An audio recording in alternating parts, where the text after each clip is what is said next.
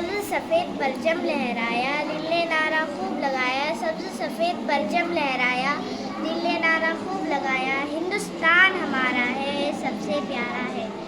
آج ہم سب یہاں 15 اگست یعنی یوم آزادی منانے کے لیے جمع ہوئے ہیں۔ یہ وہ دن ہے جب ہمارا پیارا ملک ہندوستان 1947 کو انگریزوں کی غلامی سے آزاد ہوا تھا۔ اس دن کو ہم فخر اور خوشی کے ساتھ یاد کرتے ہیں۔ ہمارے بزرگوں، علماء کرام، مجاہدین، آزادی کے بڑے قربانیاں دے کر یہ آزادی حاصل کی۔ حضرت مولانا ابوالکلام، مولانا حسین احمد قدری اور کئی دوسرے علماء نے یہ دیش کی آزادی کے لیے جہاد کیا۔